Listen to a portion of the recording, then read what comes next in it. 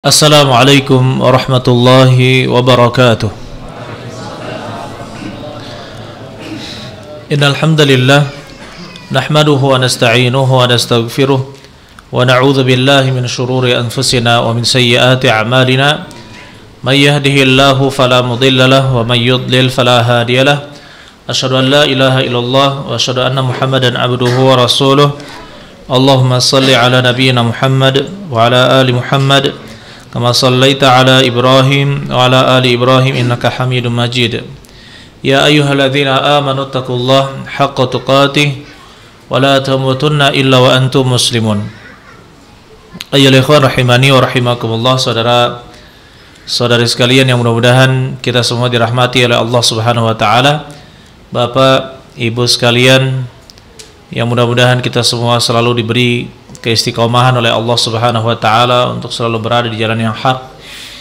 Kemudian kita juga bisa wafat dalam keadaan husnul khatimah, selalu mempersiapkan diri kita menghadapi kematian, sesuatu yang pasti datang walaupun kita tidak undang, tetapi dia adalah kepastian yang akan menghampiri kita. Oleh karena itu selalu kita mempersiapkan diri kita untuk menghadapi yang namanya kematian. Begitu pula kita ingatkan kepada kita semua agar selalu bertekad untuk tidak pernah menzalimi orang lain. Bertekad untuk tidak pernah menzalimi orang lain. Baik seorang suami kepada istrinya, istrinya kepada suaminya, seorang istri kepada suaminya, atasan kepada bawahannya, pengusaha kepada pekerjanya, begitu pula pekerja kepada atasannya, seluruhnya. Maka harus bertekad agar kita tidak pernah menzalimi orang lain. Taib, ayyuhal ikhwan rahimani wa rahimakumullah. Pada hari ini kita akan membahas insyaallah dua hal penting. Yang pertama adalah fikih al-udhiyah, yaitu seputar hewan kurban, Kemudian pembahasan yang kedua adalah tentang tata cara penyembelihan syar'i. Oleh karena itu mungkin saya akan sedikit percepat saja materi yang akan disampaikan. Oleh karena itu mudah-mudahan bisa istima', yaitu mendengar dengan saksama. Kemudian nanti kita insyaallah mengakhirkan iqamat isya. Taib. Kemudian setelah sholat isya kita bisa langsung bubar. Kemudian yang ingin bertanya atau memiliki pertanyaan maka bisa ya secara pribadi kita setelah sholat nafilah saja, setelah sholat sunnah isya insyaallah. Taib. Yang pertama tentang udhiyah. Yang dinamakan dengan udhiyah adalah menyembelih hewan di waktu duha. Menyembelih hewan di waktu duha sehingga dikatakan sebagai udhiyah.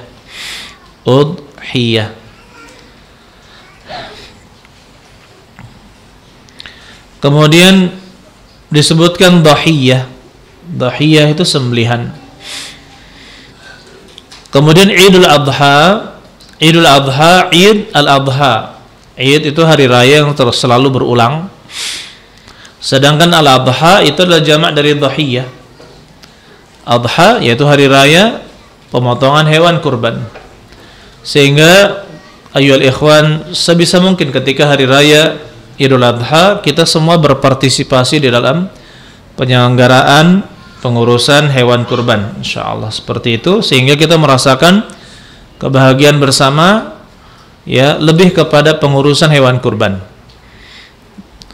Kemudian ayyuhal ikhwan, secara syariat yang dinamakan dengan udhiyah adalah ma yuzbahu minal ibil au al-baqar au al-ghanam au al-ma'iz taqarruban ila Allah taala yaumal 'id. Yang dinamakan udhiyah itu adalah apa yang disembelih berupa onta atau sapi atau kambing untuk mendekatkan diri kepada Allah Subhanahu wa taala di hari Id. Allah Subhanahu wa taala memerintahkannya Fasholli li rabbika wanhar. Di dalam surat Al-Kautsar, fasholli, dan salatlah kamu, li rabbika, kepada Rabb kamu, untuk Rabb kamu, wanhar, dan sembelihlah. Maksudnya wanhar adalah sembelihlah dengan cara nahar onta, ya. Di sini dikatakan bernahar, itu adalah menyembelih di pangkal leher dari onta yang disebut dengan labbah. Di sini pertemuan dari saluran-saluran onta. Kemudian Nabi SAW dulu beliau dhaha bikabashaini amlahain aqranaini. Dulu Nabi SAW menyembelih dengan 2 ekor kambing yang bercampur warna putih dan hitam, aqranain, dan bertanduk. Dzabahahuma biyadihi, dan beliau menyembelihnya dengan tangannya. Wasamma wa kabbar, dan beliau mengucapkan tasmiyah bismillah dan mengucapkan takbir Allahu akbar, bismillah wallahu akbar. Wa wada'a rijlahu ala sifahihima, dan beliau meletakkan di sifah, yaitu bagian samping dari kambing tersebut. Kepada siapakah disyariatkan penyembelihan? Kepada siapakah disyariatkan penyembelihan hewan kurban? Hukum hewan kurban, menyembelih hewan kurban diperselisihkan oleh para ulama. Dan pendapat yang kuat hukumnya adalah sunnah muakkadah bagi yang memiliki kemampuan. Sunnah muakkadah, yaitu ditekankan bagi yang memiliki kemampuan. Apa saja kemampuan tersebut? Ya, syaratnya apa? Yang pertama, Islam. Jadi kalau orang yang kafir, ya, tidak disyariatkan baginya untuk berkurban. Kalaupun dia menyerahkan kepada panitia kurban, ingin ikut meramaikan, ya terima saja, tidak haram, boleh. Ya, itu hanya sekedar hadiah saja dari orang kafir kepada orang Islam. Kemudian yang selanjutnya, al-bulugh wal aql. Disyariatkan kepada orang yang baligh dan berakal. Ya. Orang yang baligh dan berakal. Kemudian dia memiliki kemampuan. Selanjutnya dia memiliki kemampuan. Apa itu yang dimaksud dengan kemampuan? Yang dimaksud dengan kemampuan, pendapat yang dirojihkan oleh banyak ulama adalah pendapat di dalam mazhab Al-Imam Syafi'i, yaitu orang yang memiliki nafkah untuk hari Id dan 3 hari tasyrik. Orang yang memiliki nafkah, ya, nafkah untuk hari Id dan 3 hari tasyrik, dan dia memiliki kelebihan untuk membeli hewan kurban, dan dia memiliki kelebihan untuk membeli hewan kurban, maka disyariatkan untuk orang yang seperti ini. Jadi orang yang mampu itu adalah orang yang memiliki nafkah. Maksudnya nafkah adalah menafkahi dia, anak, istri, dan semua orang yang ditanggungnya, cukup untuk 4 hari, hari Idul Adha dan 3 hari tasyrik. Apabila dia memiliki harta untuk membeli hewan kurban atau mengadakan hewan kurban, maka bagaimana? Maka dia beli. Itu adalah orang yang memiliki kemampuan, ya. Orang-orang yang memiliki kemampuan. Man kana lahu sa'ah falam yudhhi fala yataqarrabanna sallana. Barang siapa memiliki kemampuan kemudian dia tidak menyembelih, maka janganlah dia mendekati tempat sholat kami. Nah, di sini ya ikhwan menunjukkan bahwa anjuran dari Nabi Shallallahu Alaihi Wasallam untuk menyembelih, ya, anjuran untuk menyembelih. Dan yakin insya Allah kalau kita sudah memiliki nafkah untuk 4 hari, insya Allah ada saja rezeki dari Allah Subhanahu Wa Taala untuk hari-hari berikutnya. Taib. Dan sebagian terkadang Ada orang-orang yang sudah memiliki tabungan, kita mendapatkan sebagian orang mematok, kalau tabungan saya 10 juta, itu adalah titik nol saya. Jadi kalau saya kalau tabungan itu jangan diganggu gugat katanya. 10 juta itu adalah titik nol. Ya. Tidak boleh kurang dari itu. Kalau kurang dari itu sudah saya anggap tidak ada harta sama sekali.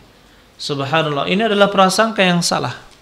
Ya, prasangka yang salah. Maka jangan ada aturan di dalam diri kita seperti itu.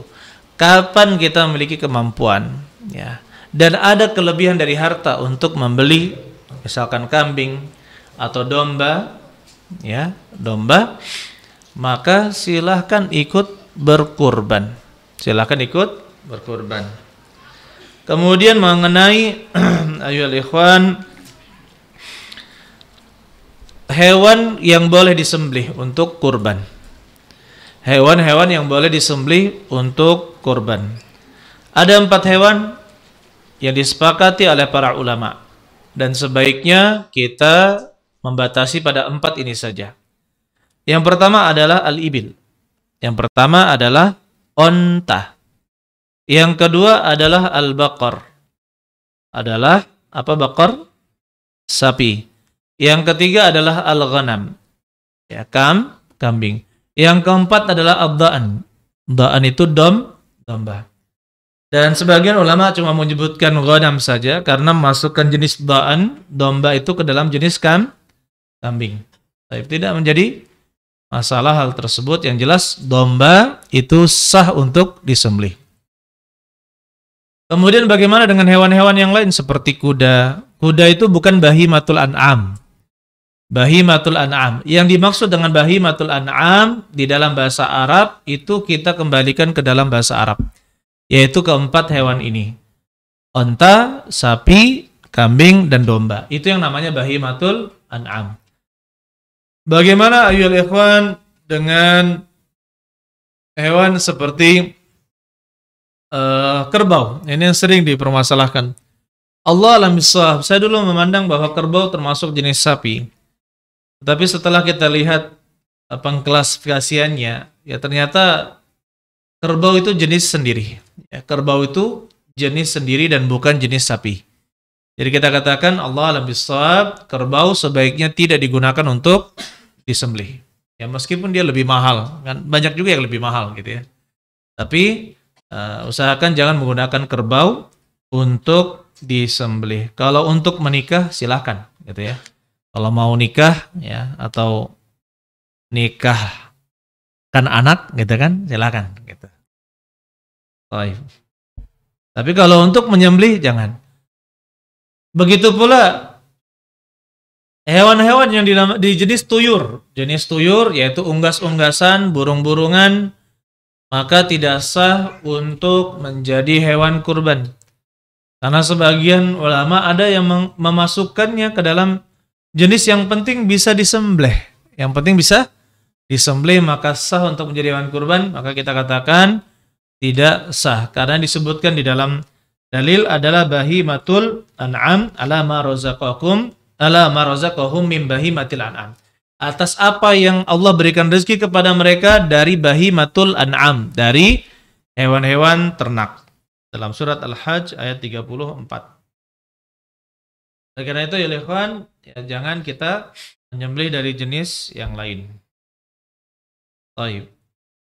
Kemudian untuk sapi maka itu cukup untuk 7 orang.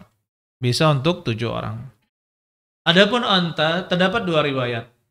7 orang atau 10 orang. 7 orang atau 10 orang. Tetapi kalau kita katakan 7 orang, maka itu lebih selamat. Dan ini adalah riwayat yang paling banyak yang menyebutkan 1 ekor onta untuk 7 orang. Ya. Ada sebagian riwayat menyebutkan 1 ekor onta untuk 10 orang. Tapi kita katakan, ya, lebih baik kita cukupkan hanya dengan 7 orang. Dan ini adalah pendapat jumhur ulama. Kemudian, ayo ikhwan, seandainya 1 orang menyembelih 1 sapi, boleh apa tidak? Satu orang menyembelih satu sapi. Hmm? Bukan untuk 7. Boleh. Jadi itu batas maksimal. Ya, adapun kalau seseorang mau menyembelih satu sapi, silakan. Silakan. Dia boleh. Atau satu onta, silakan. Kita katakan itu tidak menjadi masalah. Kemudian selanjutnya ya ikhwan rahimani wa rahimakumullah, kalau seorang ingin menyembelih lebih dari satu, misalkan dia ingin menyembelih 5 ekor kambing atau 7 ekor kambing, boleh apa tidak? Boleh. Nah, Nabi Shallallahu Alaihi Wasallam menyembelih 2 ekor kambing, 2 ekor kambing. Terserah alasannya bagaimana, sebagian menolaknya, tapi kita katakan Nabi Shallallahu Alaihi Wasallam menyembelih 2 ekor kambing. Memang lafaz yang pertama berbeda dengan lafaz yang kedua. Tapi Nabi SAW menyembelih 2 ekor kambing. Ini menunjukkan boleh menyembelih lebih dari 1 ekor kambing. Baik. Oleh karena itu ya ikhwan rahimani wa rahimakumullah, ya, boleh menyembelih, dan itu adalah batasan maksimal untuk sapi dan onta. Itu 7 orang. Kemudian untuk kambing terdapat kekhususan sebagaimana kata Abu Ayyub Al-Ansari radhiyallahu an, kana rajulu fi ahdi Rasulillah sallallahu alaihi wasallam yudhahi bisyah anhu wa an ahli baitihi fa ya'kuluna wa yut'imun. Dulu di zaman Nabi sallallahu alaihi wasallam, ya, seorang itu menyembelih 1 ekor kambing untuk dirinya dan untuk keluarganya. Fayakuluna, dan mereka makan, wa yut'imun, dan mereka memberikan makan, maksudnya kepada orang lain. Jadi 1 ekor kambing boleh diniatkan disertakan pahalanya untuk 1 keluarga. Dan para ulama berselisih pendapat, ya, mana yang lebih utama, apakah kambing ataukah onta ataukah sapi, ya. Di situ terjadi perbedaan pendapat di kalangan ulama, dan Allah alam bisawab, pendapat yang kuat adalah yang paling utama 1 orang menyembelih 1 onta. Itu yang paling utama. 1 orang menyembelih 1 onta, karena Allah Subhanahu wa taala berfirman dalam surat Al-Hajj ayat 36, wal budana ja'alnaha lakum min sya'airillah lakum fiha khair. Dan budana maksudnya onta kami jadikan untuk kalian min sya'airillah, termasuk syiar-syiar Allah, lakum, untuk kalian. Ya, lakum fiha khair, untuk kalian di dalamnya ada kebaikan. Baik. Nah, di sini menunjukkan ya ikhwan bahwasanya, ya, yang utama kalau kita katakan kalau mau menyembelih 1 ekor, maka yang paling utama adalah 1 ekor onta untuk 1 orang. Tapi sebagian ulama menyebutkan yang lebih utama kambing. Tapi kita katakan Allah alam bisawab, yang lebih utama dari segi pengorbanan seseorang.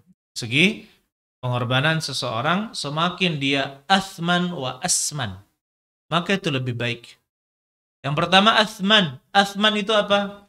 Lebih berharga, lebih mahal. Asman, apa itu asman? Lebih gemuk. Athman wa asman. Jadi kalau dia lebih berharga dan lebih gemuk, misalkan kita beli sapi apa itu yang raksasa itu ya, linosin linosin apa? Limosin.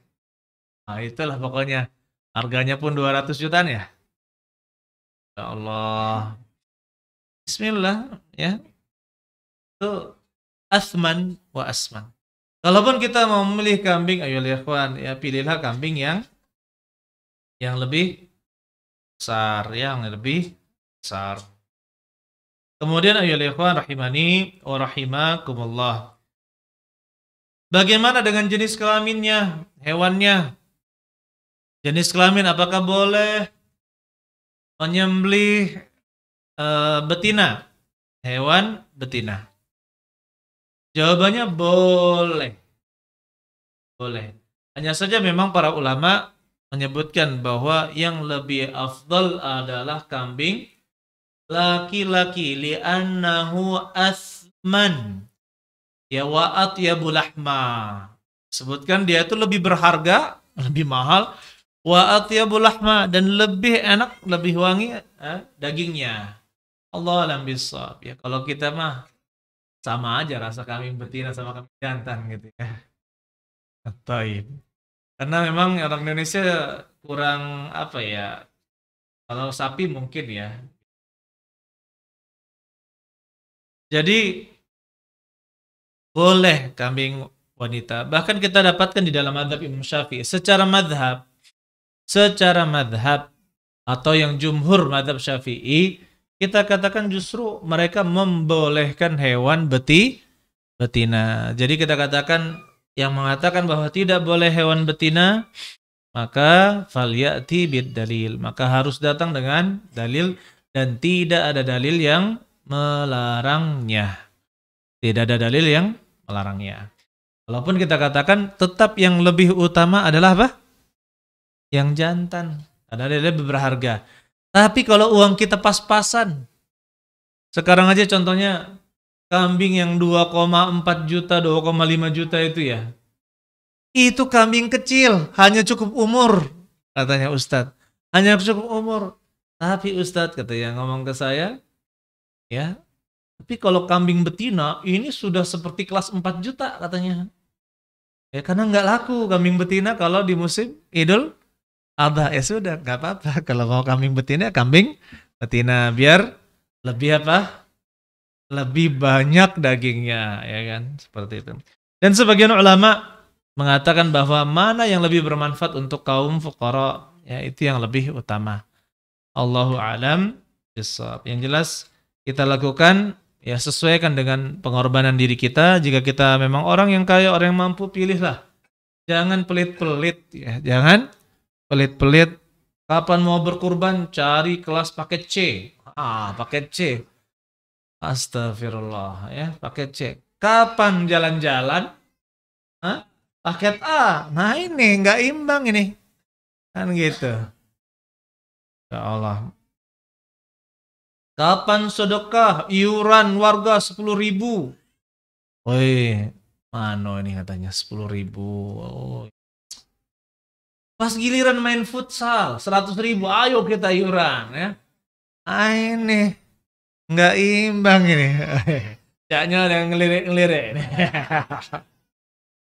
Aduh. Baik. Tegurlah Ustaz, tegur itu bapak-bapak itu Ustaz. Nah, ibu-ibu senang gitu kan. Lanjut. Syarat hewan yang disembelih. Yang pertama syarat umur. Syarat umur. Syarat umur haruslah musinnah. Hewan yang musinnah. Apa itu musinnah? Musinnah ibil, musinnah dari onta itu adalah 5 tahun. Musinnah dari sapi adalah 2 tahun. Musinnah dari kambing adalah 1 tahun. Ini adalah umur minimal penyembelihan. Jadi harus lebih dari itu. Ya.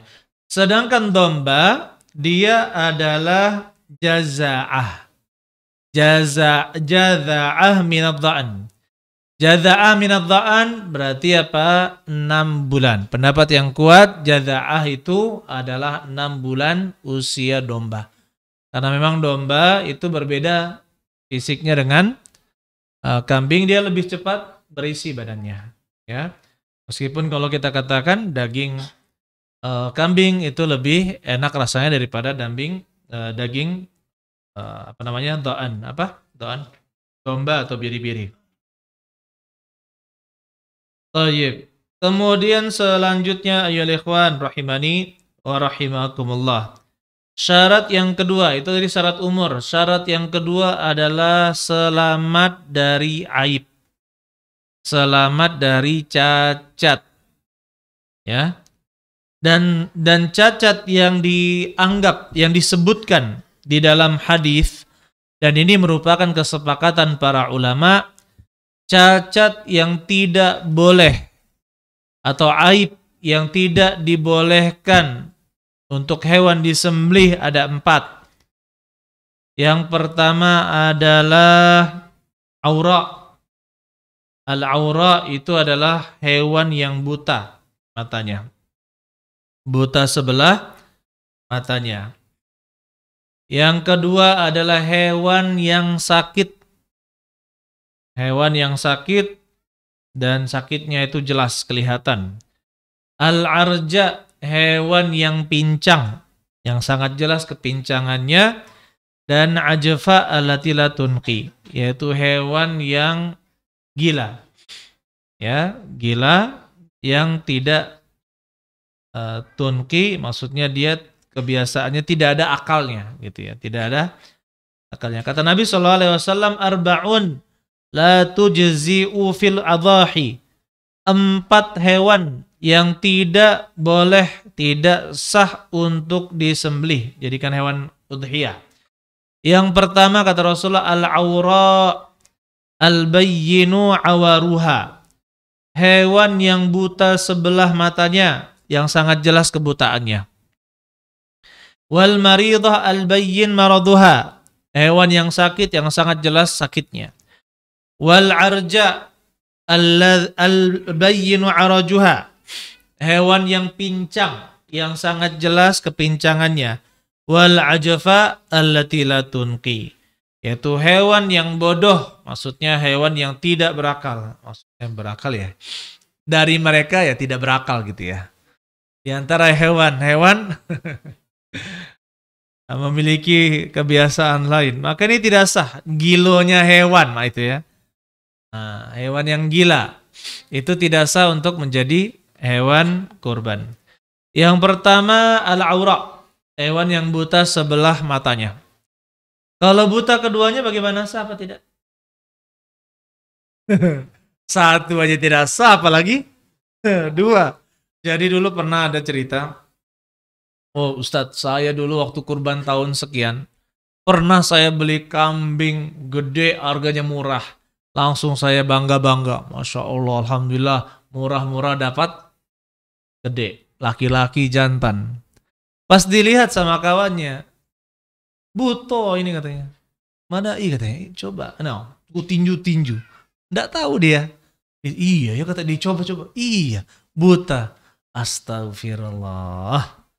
Ternyata ya, harusnya kan tidak boleh dijual yang seperti itu. Tidak boleh dijual kecuali untuk dimakan aja ya. Tapi kalau untuk hewan sembelihan itu tidak boleh, tidak sah hewan yang buta. Kalau hewan yang rabun senja. Ada ternyata kalau dia malam buta, kapan siang dia melihat. Nah, ada juga manusia seperti itu juga ada. Kapan malam dia nggak berani keluar rumah, nggak bisa melihat. Rabun sekali mata saya. Tapi kalau siang, ya saya ngelihat kalau siang. Sama, manusia, hewan juga ada yang seperti itu. Kapan malam dia buta, kapan siang dia melihat. Ini bagaimana? Sah apa tidak? Allah alam bisawab ayyuhal ikhwan. Hewan itu dibutuhkan siang hari atau malam hari? Siang hari. Oleh karena itu kita katakan, ya pendapat yang kuat dalam hal ini, dia itu tidak bayyin awaruha. Ya. Artinya masih boleh digunakan untuk dikurban. Baik. Kemudian hewan yang sakit, contohnya banyak kurapnya, banyak korengnya, ya kan? Kemudian juga yang sudah lemas atau mungkin demam bahasa gitu ya. Ya, ada terkadang hewan itu dia kerjanya cuma bersandar aja sudah. Kalau dia terlihat sakit, ciri-ciri sakit, maka tidak boleh dijadikan hewan kurban. Dulu pernah kami tahun berapa itu diantarkan kepada kami 2 ekor hewan. Hewan yang pertama sehat, hewan yang kedua sudah dilihat lemas-lemas oleh salah satu guru kita. Oh, kayaknya mau mati nih katanya. Besok padahal berkurban. Kayaknya mau mati hewan ini. Akhirnya dia cari golok, cari golok, nggak ada golok katanya. Belum dapat golok, hewannya sudah mati. Nah ini, nggak rezeki katanya, nggak rezeki. Ya sakit juga ngapain dimakan gitu ya. Hewan sakit. Ya kalau kelihatan sudah sakitnya parah, maka itu tidak boleh dijadikan hewan kurban. Tapi kalau sakitnya cuma ngences banyak gitu ya. Ada kan? Atau misalkan dia bersin-bersin mungkin atau sakit biasa. Itu tidak mengganggu hewan tersebut dan sah untuk disembelih.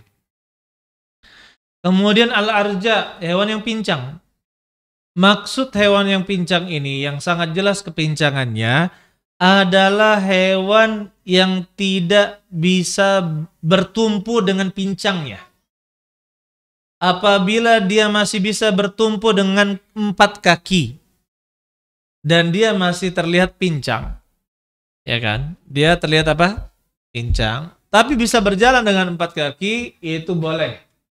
Boleh dijadikan hewan kurban. Tapi kalau dia hanya bisa 3 kaki saja, yang satunya ini betul-betul dilipat atau tidak bisa bertumpu lagi, maka hewan seperti itu tidak sah untuk jadi hewan kurban. Kalau hewannya cuma punya 3 kaki, terputus kakinya, bagaimana?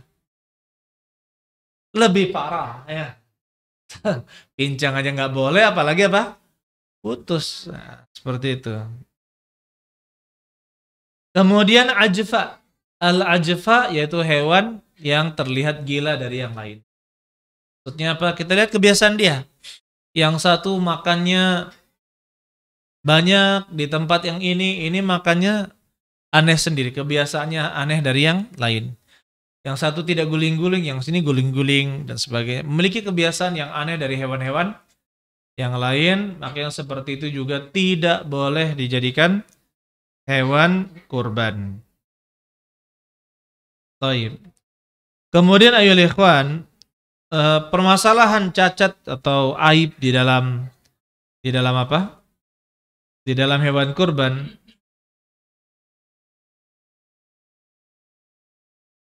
Bagaimana kalau salah satu anggota tubuh dari hewan tersebut terpotong?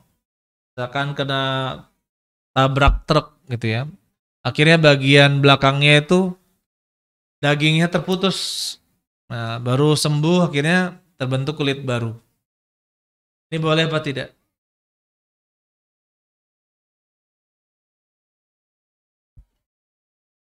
Jawabannya tidak boleh karena mengurangi lahan. Mengurangi daging. Ya, yang mengurangi daging itu termasuk cacat yang parah. Jadi kalau misalnya terputus kemudian sembuh dia, itu tidak boleh dijadikan hewan kurban. Kemudian ayolah ikhwan, termasuk di dalamnya. Nah, bagaimana kalau yang sering ditanyakan, ada kadang orang-orang itu kapan berkurban datang sapi, kadang bapak-bapak itu ke belakang dia ngeliatin sapinya keliling gitu ya. Tahu ngeliat apa? Ada 1 apa 2? 2 gitu kan. Nah, pas dia lihat 1, ribut tuh dia. Kalau dia lihat 1, ribut. Ya. Ini kelereng 1 apa 2 ini kali? Yakinkan kalau nggak ada orang langsung dipegang sama dia. Nah, ini gimana? Baik, kalau misalkan cuma ada 1, kita katakan kalau tidak mengganggu saluran kencingnya, jadi dia bisa kencing, bisa buang air, ya kan? Ya itu tidak menjadi masalah karena tidak mempengaruhi apa? Daging, ya tidak mempengaruhi daging. Dan sepakat para ulama, hewan yang dikebiri boleh dijadikan hewan kurban. Boleh, hewan yang dikebiri boleh dijadikan hewan kurban. Berarti tidak jadi masalah yang seperti itu. Kemudian mengenai tanduk, termasuk yang diperselisihkan itu adalah masalah tanduk. Ya, kalau misalkan yang masalah itu, kalau misalkan cobel-cobel dikit tanduknya itu tidak menjadi masalah, atau panjang sebelah, atau patah, tidak jadi masalah. Nah, yang dipermasalahkan para ulama, jika bawah tanduk, pangkal tanduknya berdarah, Nah ini jika karena misalkan kelahi, ya akhirnya patah, bukan patah, berdarah bagian pangkal dari tanduknya, apakah ini aib yang mengganggu ataukah tidak? Ini Allah alam bisawab, ayyuhal ikhwan rahimani wa rahimakumullah. Kita katakan sebaiknya diganti. Sebaiknya apa? Diganti. Kemudian ada permasalahan lagi yang dibahas oleh para ulama, bagaimana kalau pincangnya itu gara-gara jatuh ketika prosesi penyembelihan. Prosesi penyembelihan ternyata dia masuk ke dalam lubang, lubangnya dalam, akhirnya pincang. Apakah sah dijadikan hewan kurban? Jawabannya ya sah. Ya, tetap itu sah karena itu artinya akibat dari apa?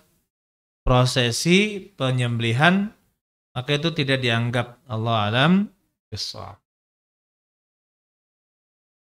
Baik. Kemudian ada yang menjadi masalah telinga.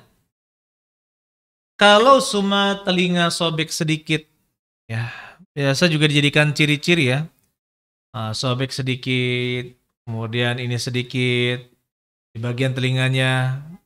Atau kadang diberi tanda, memang sengaja petani memberikan tanda agar mengenali siapa? Ya kambingnya atau hewannya, misalkan sapi, biasanya sapi. Maka kalau dia hanya sedikit sobek di telinga, itu tidak menjadi masalah. Tetapi yang masalah ketika dia kehilangan dari pangkal telinganya. Ya, ketika hilang dari pangkal telinganya, maka yang seperti itu cacat. Cacat karena mengurangi daging. Karena dia mengurangi daging. Allahu alam bissawab. Ini masalah cacat pada hewan kurban. Jadi masalah kelereng tadi bagaimana? Boleh ya. Selama dia masih bisa kencing, berarti kan normal, masih normal ya. Kemudian ayyuhal ikhwan rahimani wa rahimakumullah, waktu penyembelihan hewan kurban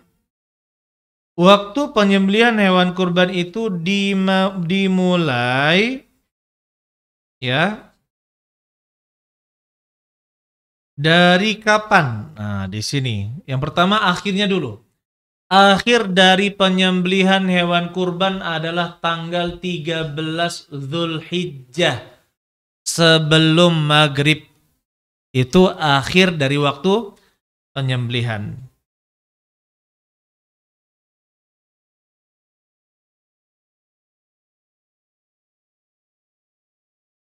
Dan bagaimana dengan awal waktu penyembelihan? Nah, di sini yang menjadi perbincangan di antara ulama. Ya. Kalau dia hadir bersama imam,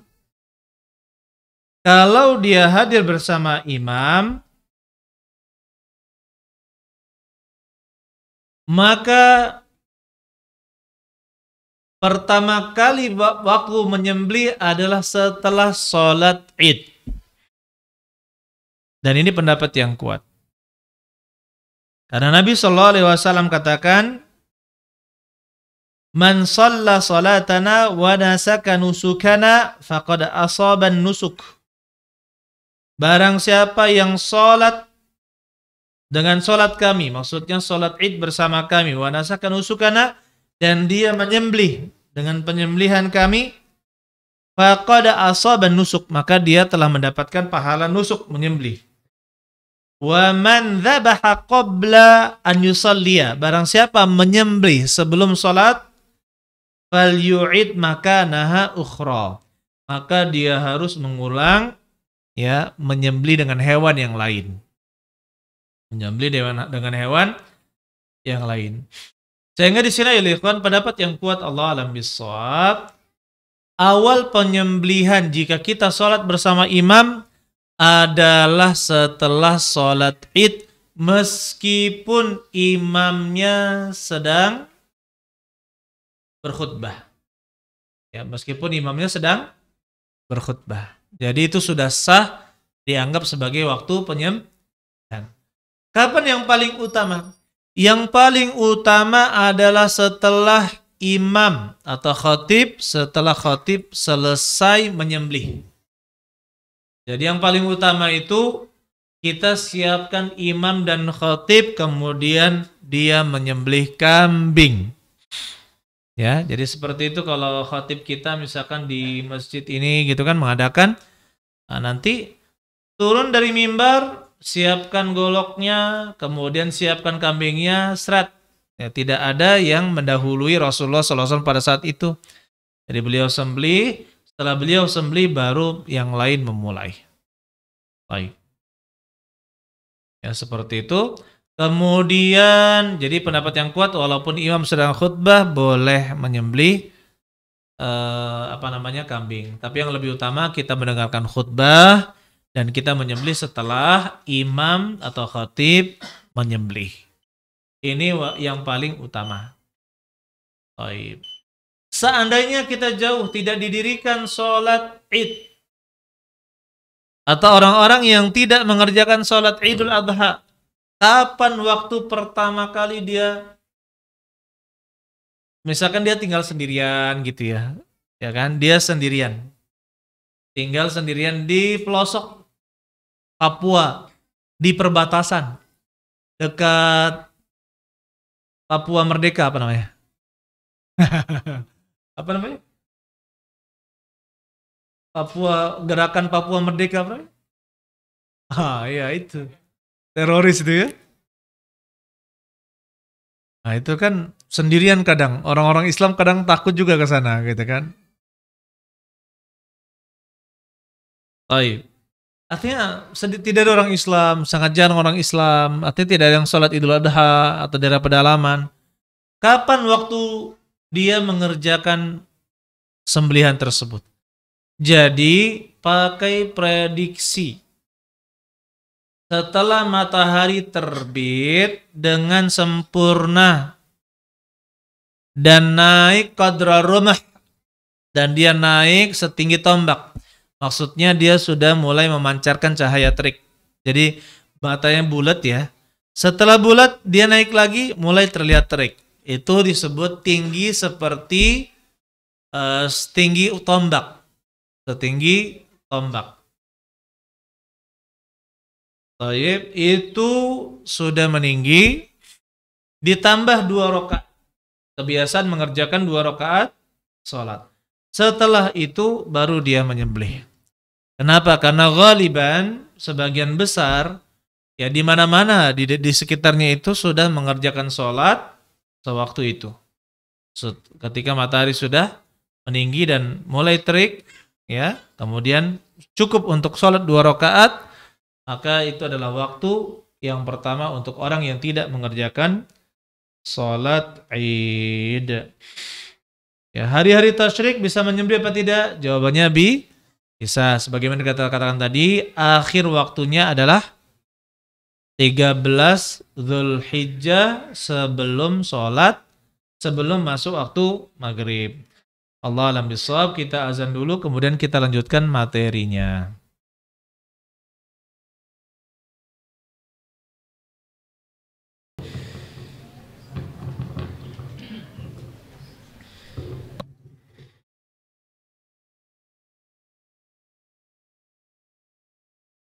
Alhamdulillah, salatu wassalamu rasulullah ba'd.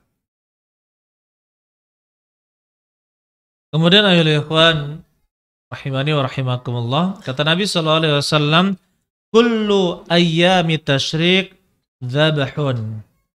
Ya, seluruh hari-hari tasyrik itu adalah dzabh, waktu menyembelih. Itu menyembelih. Mengapa dinamakan tasyrik? Hari-hari tasyrik. Kenapa dinamakan tasyrik? Karena apa? Menjemur daging, betul. Jadi di zaman dahulu itu ya tidak dimasukkan kulkas, ya tidak ada kulkas. Tetapi cara mengawetkan daging yang paling mudah di zaman dahulu adalah dipotong kecil-kecil, kemudian dijemur, kalau bahasa kita dendeng. Seperti itu. Ya, jadi hari menjemur, hari untuk menjemur daging. Dan di dalam hadis Jabir bin Abdullah ini termasuk sunnah yang banyak ditinggalkan ya, adalah imam atau khatib, sang khatib setelah berkhutbah, maka Nabi Shallallahu Alaihi Wasallam menyembelih kambing, ya. Nah di situ terkadang penyembelihan itu sangat jauh. Nanti pergi sana dulu, pergi sini dulu. Nanti harusnya apa? Kalau mau mengamalkan sunnah, ikuti Nabi SAW turun, kemudian menyembelih kambing. Ya. Karena beliau adalah pemimpin, kemudian dicontoh bagi yang lain. Dan di situ juga terdapat pengajaran cara menyembelih, pengajaran cara menyembelih. Kata Nabi SAW, awwalu ma nabda'u bihi yaumana hadha nusalli thumma narji' fananhar. Yang pertama kali kita lakukan pada hari ini adalah kita sholat, kemudian kita kembali fananhar, kemudian kita nanhar, menusuk onta. Faman fa'ala dzalika faqad asaba sunnatana. Barang siapa melakukan itu maka dia telah cocok dengan sunnah kami. Wa man dzabaha qabla dzalik fa innama huwa lahmun qaddamahu li ahli. Barang siapa menyembelih sebelum itu, maksudnya sebelum salat, maka itu adalah laham, daging yang dia sediakan untuk keluarganya saja. Laisa minan nusuk fi syai'. Dia tidak mendapatkan pahala menyembelih sedikit pun. Baik. Kemudian apa yang kita lakukan dengan daging udhiyah? Kata Allah Subhanahu wa taala dalam surat Al-Hajj ayat 28, wa kulu minha wa at'imul ba'isal faqir. Wa kulu minha, dan makanlah kalian darinya. Fakulu minha, makanlah kalian darinya. Wa at'imu al-ba'isal faqir, dan beri makanlah orang yang sengsara lagi fakir. Jadi sini fakulu minha, terdapat dalil atau perintah makan dari hewan yang kita kurban. Ya, bahkan sebagian ulama kalau kita bahas khilafnya di sini, ada yang mewajibkan, yang menyembelih wajib makan. Tapi pendapat yang kuat hukumnya bukan wajib tapi sunnah. Dan ayol ikhwan, dan juga ada kebiasaan biasanya di masyarakat ya, semua daging itu dicampur baru dibungkus kan. Ya sebisa mungkin kalau kita mengambil sunnah ini, jadi misalkan satu kaki kita peruntukkan, satu kaki dan berapa daging kita untuk peruntukkan untuk orang yang menyembelih. Jadi dia yakin bahwa daging yang dia makan adalah daging sembelihan dia sendiri. Ya, seperti itu, dan tidak dicampur dengan yang lain. Kalau dicampur belum tentu dia makan daging sembelihannya sendiri. Kalau secara teknis ya, kami biasanya kaki belakang kami kasih nama gitu ya. Nah, jadi dia dapat satu kaki plus tambahan sedikit. Jadi dia dapat bagian dari dagingnya sendiri. Kemudian sebagian ulama ya mengatakan sunnah untuk membaginya sepertiga, sepertiga, dan sepertiga. Sepertiga untuk keluarganya, sepertiga untuk orang-orang miskin, dan sepertiga untuk dihadiahkan kepada orang lain. Sepertiga diambil dia, sepertiga diambil untuk orang miskin, dan sepertiganya lagi untuk dihadiahkan kepada orang yang dia sukai. Terserah. Dan ini bukan aturan baku. Kalau seandainya keluarganya banyak, misalkan dia tuh kepala keluarga, ada 20 orang yang dia tanggung, kemudian dia menyembelih apa? 1 ekor kambing. Ya, maka kita katakan mungkin bisa jadi 2/3 untuk keluarganya saja, sedangkan sisanya ya baru untuk orang lain. Kenapa? Karena keluarganya juga lebih membutuhkan. Bukan aturan baku, tapi kalau mau dibagi sepertiga, sepertiga, sepertiga. Dan terkadang juga ya ikhwan, orang yang berkurban itu terlalu sedikit dapat jatah kurbannya. Nah, ini berikanlah dia juga. Artinya kalau bisa sepertiga ya sepertiga. Kecuali dia tidak mau, ambillah, bagikan saja ke yang lain. Saya cukup sedikit. Baru. Ya. Tapi yang banyak dia perlakukan di masjid-masjid, justru malah yang berkurban dapat sedikit daging.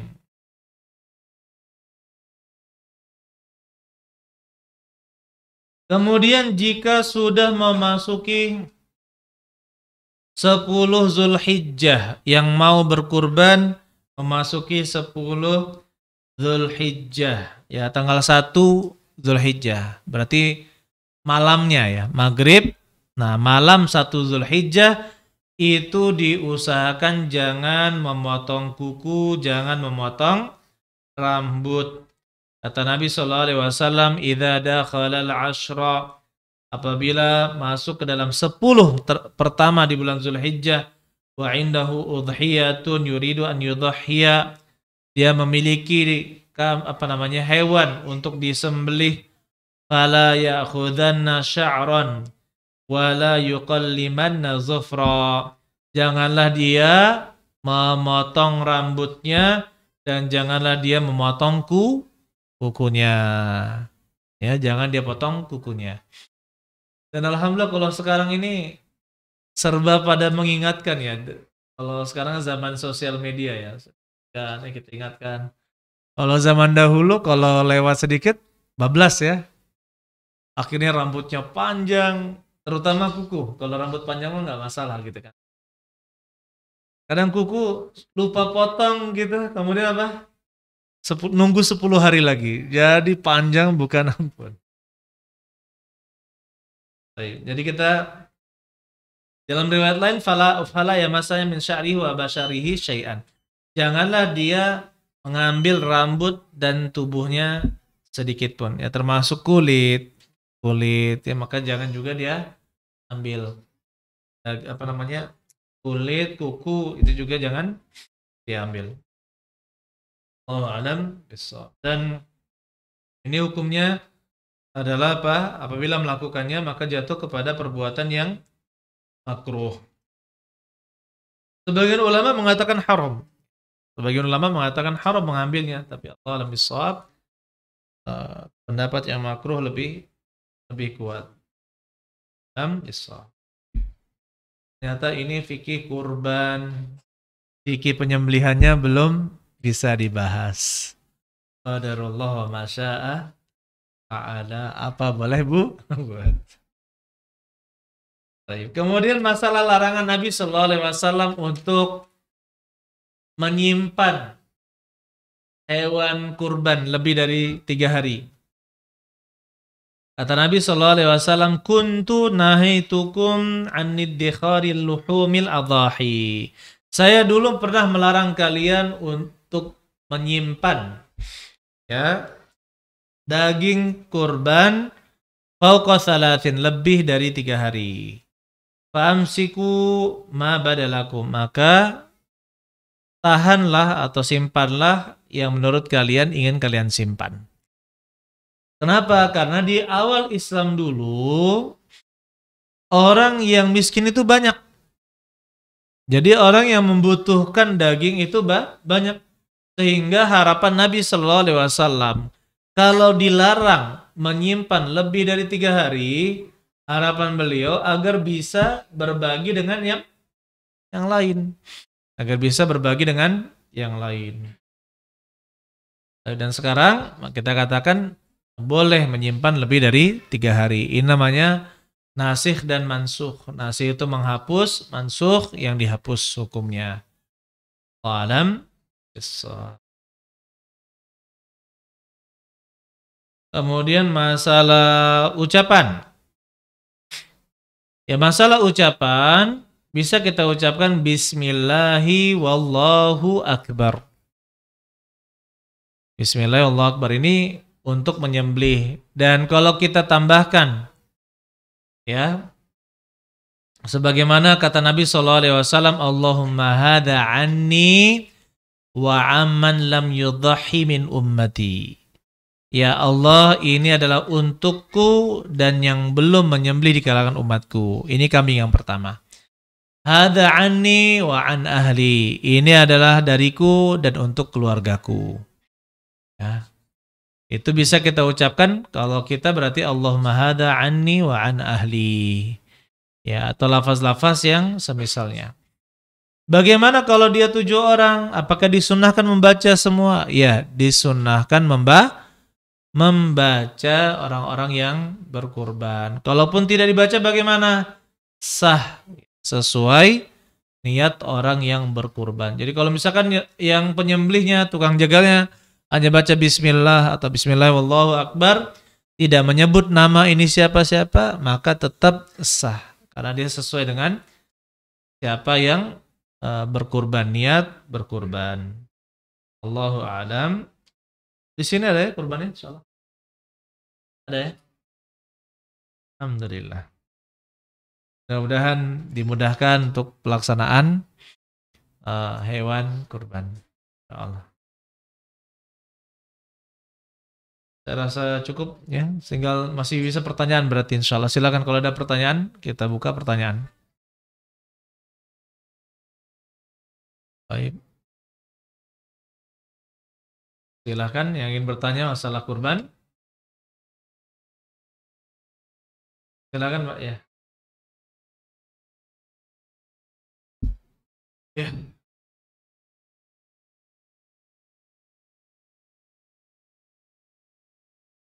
Apa itu arisan maksudnya dulu?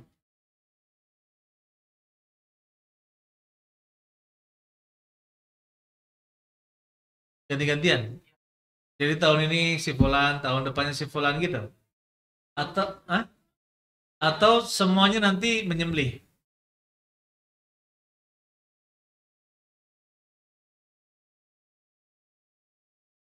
Ya.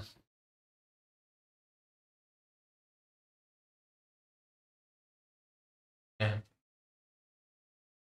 Kalau tabungan tidak menjadi masalah. Tabungan agar tidak terlalu berat ya di akhir. Ya, maka silakan menabung boleh itu. Walaupun dinamakan arisan kurban, pada intinya adalah sebenarnya tabungan dari kurban. Tapi kalau yang dimaksud adalah arisan kemudian tiap tahun ganti orang, nah ini masuk ke dalam bab utang piutang. Dan ini masuk ke dalam bab apakah boleh berhutang untuk membeli hewan kurban. Nah, di dalam mazhab Imam Ahmad disebutkan itu bahwasanya tidak mengapa berkurban untuk orang yang mampu membayarnya untuk membeli hewan kurban. Meskipun dia sekarang tidak punya, tapi dia yakin insya Allah dia bisa membayarnya. Maka kita katakan tidak mengapa berhutang dengan syarat dia memiliki kemampuan untuk membayarnya nanti. Baik. Ya, maka kita katakan insya Allah kalau misalkan sudah belajar seperti ini, kita memiliki kemampuan ya, memiliki harta lebih dari 4 hari, insya Allah ada saja rezeki dari Allah Subhanahu wa Ta'ala. Insya Allah seperti itu. Dan mudah-mudahan Allah Subhanahu wa Ta'ala ya melimpahkan keberkahan karena kita menghidupkan ajaran Nabi Muhammad Sallallahu Alaihi Wasallam. Baik. Nah, yang menjadi masalah itu kalau satu kurban untuk satu sekolah. Ayo kita iuran berapa? Ada yang 20.000, ada yang 10.000 gitu kan. Akhirnya terbeli satu sapi, kemudian dibagi, dimasak di sekolah. Nah, itu tidak, itu bukan kurban. Nah, tetapi itu hanya sekedar apa? Makan-makan. Makan-makan bersama, bukan kurban. Karena satu sapi maksimal berapa? Untuk 7 orang saja. Ada lagi silakan. Ya silakan Pak.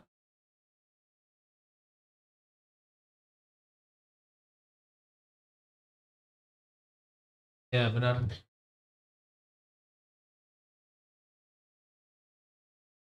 Ya.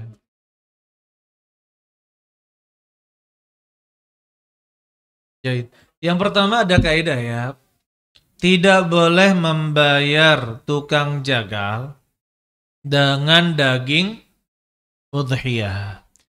Nah, jadi kalau misalkan ada tukang jagal, kemudian kita upah dia dari daging, itu tidak boleh.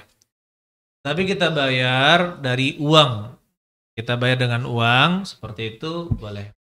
Adapun kalau kita lihat praktek di masyarakat tentang kepanitiaan kurban, kemudian mereka dapat lebih, ya tidak jadi masalah, ya tidak jadi masalah dan itu bukan upah.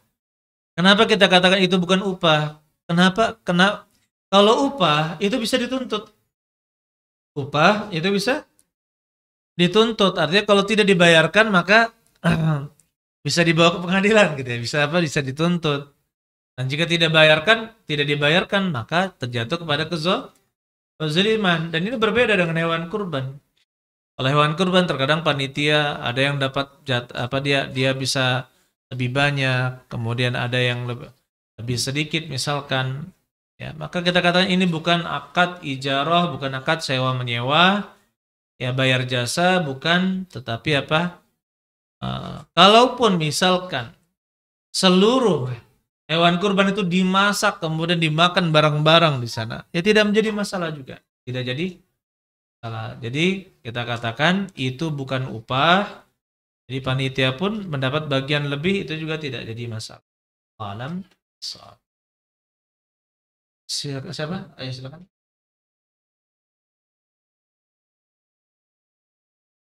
Amin, amin.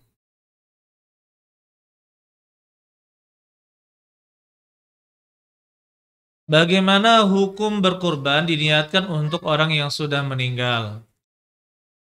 Pertama, lebih baik bersedekah dengan harta diniatkan untuk orang yang sudah meninggal. Ini keluar dari perselisihan di kalangan ulama. Ya, yang kedua, kalau kita berkurban, kemudian kita ikutkan keluarga kita yang sudah meninggal, kita berkurban. Kemudian kita ikutkan keluarga yang sudah meninggal, maka itu dilakukan oleh Nabi Shallallahu Alaihi Wasallam. Berarti boleh disepakati kebolehannya. Yang menjadi permasalahan di kalangan ulama, apabila secara khusus daging tersebut untuk orang yang sudah meninggal. Ternyata ada dua perincian. Apabila dia mendapatkan wasiat, ya, keluarganya mendapatkan wasiat sebelum meninggal, harta saya kembangkanlah, kebun saya kembangkanlah, tapi keluarkan, atau misalkan ini sewakanlah, harta saya ini, ruko saya misalkan disewakan, nanti hasilnya untuk kurban saya setiap tahun, misalkan seperti itu. Berarti wasiat. Menjadi wasiat, meskipun dia meninggal, menjalankan wasiat seperti itu boleh. Kenapa? Karena ini adalah amalan sang mayit yang mengalir karena niatnya siapa? Sang mayit. Dan dia mengalir setelah meninggal pun mengalir pahalanya. Yang menjadi masalah itu adalah orang yang berinisiatif. Saya mau berkorban untuk orang tua saya yang sudah meninggal. Ya maka kita katakan pendapat yang kuat dalam hal ini, yang zahir, yang tampak adalah bolehnya. Akan tetapi mensedekahkan harta ya itu lebih baik daripada berkurban pada saat itu. Sedekahkan harta, uang misalkan itu lebih baik daripada berkurban atas nama sang mayit. Silakan lagi. Boleh. Orang yang junub, orang yang haid, orang yang nifas boleh menyembelih. Ya, boleh menyembelih. Silakan.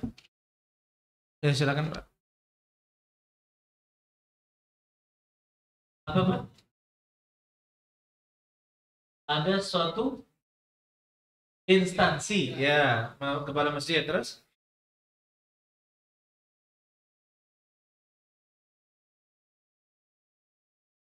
Apanya ada? Syubhatnya. Oh, syubhat ya. Ya, Bagaimana kalau ada perusahaan atau toko atau apa yang menjual sesuatu yang haram? Ya kan? Kalau yang halal berarti boleh ya. Ini sesuatu yang haram. Apakah kita terima kuponnya gitu ya? Gitu ya. Kalau dapat kupon gitu kan? Apa? Oh, sapinya dikirim ke kita, ke masjid kita gitu. Ini bagaimana nih? Ah, jadi seperti ini ya, ya Ikhwan. Memang terkadang ada perusahaan-perusahaan yang bekerja seperti itu ya, dalam bidang yang haram. Baik. Kalau kita katakan pertama, perusahaan itu ada dua jenis ya. Ada yang misalkan dia gabungkan ada yang halal dan haramnya. Ya, kemudian di situ masih ada syubhat, artinya ada yang halal haram. Kemudian dia memberikan kepada masjid, ya kepada panitia, maka kita katakan terima, tidak jadi masalah. Selama dia bukan bekerja pada usaha haram menzolimi orang lain. Kalau dia memang menzolimi orang lain, sudah jelas-jelas memang perusahaan menzolimi orang lain seperti perjudian ya, kemudian merampas seperti itu, maka kita katakan itu jangan diterima. Kalau memang betul-betul menghasilkan harta haramnya dengan cara menzolimi orang lain. Tapi kalau misalkan dia karena menghasilkan produk atau jasa yang haram, kemudian dijual dapatkan hasil, ya, maka mengenai itu terima saja. Terima, karena itu sah atau tidaknya itu bukan urusan kita, yang penting kita sembelihkan, dan kalaupun kita menerima harta dari perusahaan itu, hukum asalnya boleh-boleh saja. Ya boleh-boleh saja dimanfaatkan. Masalah sah apa tidak itu urusan mereka dengan Allah Subhanahu wa ta'ala. Tapi kita kecualikan perusahaan yang betul-betul kerjaannya menzolimi orang lain ya dengan cara yang zalim. Maka itu jangan diterima. Jangan diterima. Allah alam bisa. Tadi siapa?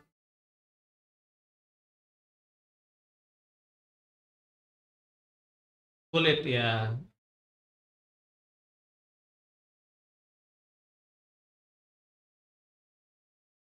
Ya, ya benar. Betul.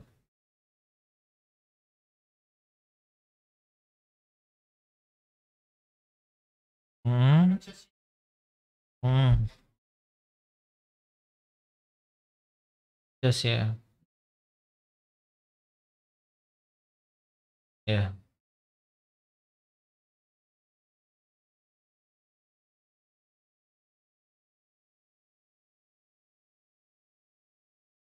Jadi, bagaimana kalau dia yang pertama begini ya. Pertama ada dalil man ba'a jilda udhiyatihi fala udhiyata lahu. Barang siapa menjual kulit hewannya, udhiyahnya, ya maka tidak ada pahala udhiyahnya, pahala sembelihannya tidak dapat ya. Nah, ini berkaitan dengan orang yang menyembelih. Ya, orang yang menyembelih dia tidak boleh menjual kulit sembelihannya. Ya. Tetapi seandainya dia sudah memberikan kepada orang lain, sudah diberikan kepada si A, B, C, orang kaya atau orang miskin, dia sudah berikan kepada orang lain. Sudah berikan kepada orang lain. Kemudian orang lain tersebut menjual.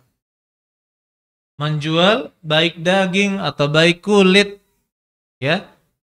Tidak jadi masalah. Yang seperti itu tidak jadi masalah. Kenapa? Karena sudah terjadi perpindahan hak milik. Ya, sudah diserah terimakan berarti sudah menjadi milik orang yang diberi. Maka dia mau jual ke orang lain dengan harga murah terserah. Atau dia mau ini, orang yang sudah menerimanya. Nah sekarang permasalahannya bagaimana kalau ini untuk instansi. Atau apa? Untuk organisasi gitu ya. Allah alam bisawab ya. Kalau misalkan itu diberikan kepada orang-orang, kemudian orang-orang tersebut sepakat, ya, meskipun belum dicincang-cincang, ya, gimana nih kita untuk Bapak Fulan, Bapak Fulan, Bapak Fulan. Setelah itu, setelah mereka menerima dalam bentuk syirkah atau syarikah, kongsi, buatlah kesepakatan. Tapi setelah mereka menerima, kita sepakat kita sedekahkan untuk masjid, ya sepakat, ya sudah. Itu tidak menjadi salah. Tapi yang diberikan adalah manusianya, ya, bukan organisasinya. Ini Allah alam bisawab, lakukan saja seperti itu. Ya, ini daging ini untuk fulan, mana sepakat nggak untuk masjid? Ya, sudah diberikan dulu ke mereka, baru mereka menginfakkannya ke masjid atau ke lembaga. Allah alam bisawab. Silakan. Ada lagi?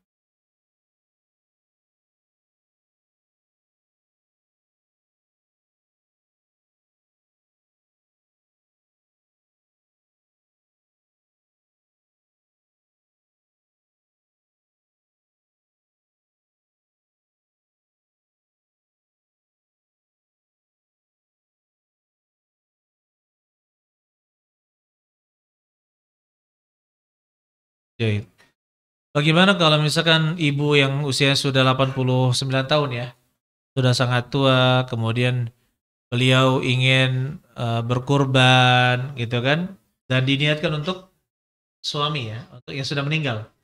Suaminya sudah meninggal, ini bagaimana? Kan seperti itu, apakah boleh saya berhutang? Jawabannya boleh ya, niatkan untuk membahagiakan orang tua, tapi dengan syarat itu dia mampu membayar hutang tersebut. Allah bisa jadi dengan membahagiakan hati orang tua itu kita mendapatkan ridhonya, mendapatkan maafnya, sehingga itu menjadi sebab kita untuk masuk ke dalam surga. Allah alam. Silakan satu lagi Pak. Ya. Assalamualaikum warahmatullahi wabarakatuh.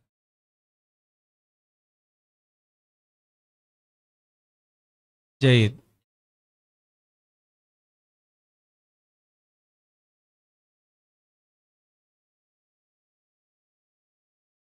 Zulhijjah. Allah alam bisawab. Soal yang pertama, apakah Nabi SAW pernah tidak berkurban dalam 10 Zulhijjah? Allah alam bisawab. Mending saya jawab nggak tahu lah ya daripada maksa. Yang kedua apa? Tadi mengenai mana yang lebih utama, 10 hari di bulan Zulhijjah, ya. Ma min ayyam amalun salih khairun fiha min ayyamil ashr. Kama qala sallallahu alaihi wasallam, tidak ada hari al-amalu salih khairun fiha, ya, tidak ada hari di mana amalan saleh itu lebih baik dikerjakan di waktu itu min ayyamil ashr, daripada hari-hari di tanggal 10 pertama Zulhijjah. Walal jihad fi sabilillah ya Rasulullah, walal jihad fi sabilillah. Meskipun berjihad di sabilillah, kecuali orang yang pergi dengan diri dan hartanya dan tidak kembali dengan sesuatu apapun. Maksudnya dia mati syahid ya, mati syahid. Baik. Nah, di sini ya ikhwan, para ulama memang berselisih pendapat, mana yang lebih utama, 10 hari terakhir Ramadan atau 10 Zulhijjah. Pendapat yang kuat ya, zahir dari hadis adalah 10 Zulhijjah. 10 Zulhijjah, 10 pertama di bulan Zulhijjah, ini hadisnya umum. Ma min ayyam, tidak ada hari-hari, al-amalu salih fiha, amalan salih di dalamnya itu lebih baik daripada hari-hari yang lain. Ya, daripada hari-hari yang lain. Dan ketika 10 Zulhijjah itu tidak hanya siangnya, tetapi siang dan malam. Berbeda dengan 10 Ramadan, maka yang ditekankan di situ adalah pada malamnya, yaitu mencari malam Lailatul Qadar. Dan malam Lailatul Qadar itu hanya satu malam saja. Maka ini menjadi penguat ayol ikhwan, bahwasanya 10 pertama bulan Zulhijjah itu seharusnya kita memperbanyak amalan soleh. Yang bisa bersedekah maka bersedekah, yang bisa banyak sholat maka sholat, yang bisa bahkan berpuasa sampai tanggal 9 maka lakukan, maka itu lebih baik. Dan sebagian saudara-saudara kita dia mengatakan bid'ahnya puasa tanggal 1 dan sampai 8, maka kita katakan ya, jangan terlalu cepat mengatakan bid'ah, karena puasa itu amalan soleh atau bukan?